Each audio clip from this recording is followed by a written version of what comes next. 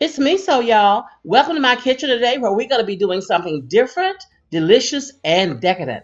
That's right, I'm going to be making a red velvet banana pudding for you today. You take a look. Let's go ahead and get started. Let's dive right in. I'm putting 1/3 stick of butter and 1/3 cup of butter shortening in here in this bowl, and I'm starting to whip it. I'm putting in my sugar, and I am going to let this beat and get nice and fluffy. And all of the measurements and the recipe will be in the description box, baby. I'm putting in my vanilla flavoring right now. Makes everything smell good, makes everything taste good. I love vanilla flavoring. So I'm gonna just stop right here and scrape my bowl down to make sure everything is getting incorporated properly.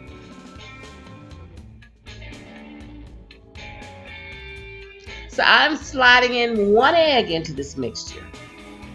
And I am putting in some red food coloring. Now you just put in a few drops at a time and look at it to see if it's the color that you want. Let's make it a little bit darker, a little bit more red. It's about right for me. Now I'm adding in my cocoa powder, unsweetened cocoa powder. And here I'm putting in some baking soda. I'm putting in my flour now, and so we're getting ready to start beating it. A little bit of iodized salt, just a pinch, or maybe 1/8 of a teaspoon. Woohoo! Oh, gotta be more careful. Don't you guys do that at home? Start it slower so that you don't throw your flour everywhere. I want to just show you how this batter should look. And you see that it's a little stiff. You're gonna work this with your hands like Play-Doh. So I'm going to use this little measurer so that all my cookies can be approximately the same size. And I'm just going to kind of flatten them out with my hand, much like you would do a biscuit. And I'm going to get this onto a greased cookie sheet. There we go. They're not all just alike, but they're good. This is a 350-degree preheated oven, and I've got them out. They've been in here for about, start checking at about 8 minutes. It may take you up to 12 minutes. Now I am going to get my pudding made, baby. Got to have that pudding in the red velvet banana pudding. So I've melted some butter in here, and now I'm putting in my sugar. I've got an egg right here, and I'm going to pour some milk into this egg to so it doesn't curdle when I put it in. I'm going to put the rest of the milk into the saucepan. But I'm going to put this egg and milk mixture into here, and I put milk in it, as I said, so that it will not curdle. I'm adding in about 2.5, 3 teaspoons of cornstarch. I am going to just whisk this together to make it nice and smooth, no lumps. Now I'm going to get this down into my saucepan where that warm liquid is waiting for it. Not going to curdle though, because I first added some milk to the eggs. So you can see here how it is boiling, how it is coming together. As it boils, it's getting thicker. If you put a spoon in, it should coat the back of a spoon when you take it out. I'm going to put in my vanilla flavoring. I've taken it off of the cap now, off of the heat, no heat under it.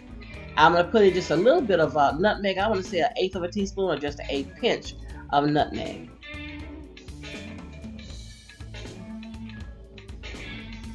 Here are my bananas, and you can see that they are quite ripe. You want yours about this ripe. You don't want to risk any just straight yellow bananas, because sometimes they're a little bit tough, and when you cook them, they'll get more tough. In fact, they'll ruin your whole banana pudding. So I'm gonna just put layer of pudding, layer of cookie, layer of banana, layer of pudding, cookie, banana. You know the drill. Until we get the whole dish filled up. More banana here. Now I'm going to take this last layer of pudding and put it on top of these bananas. I'm going to be quite liberal with my amount of pudding.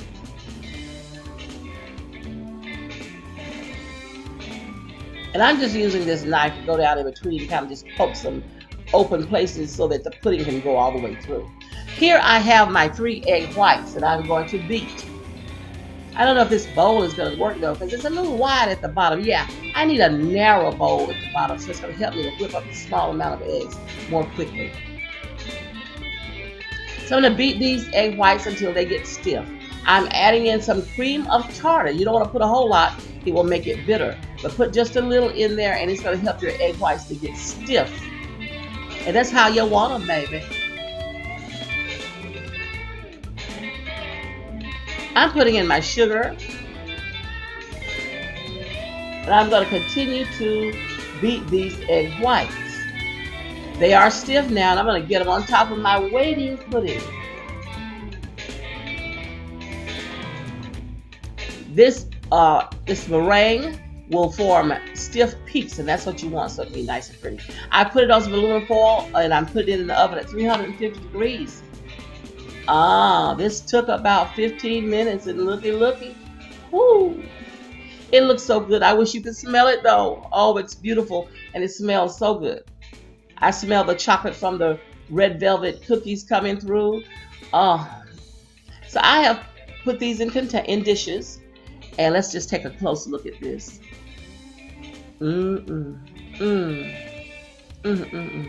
Beautiful, beautiful. I wonder how it tastes.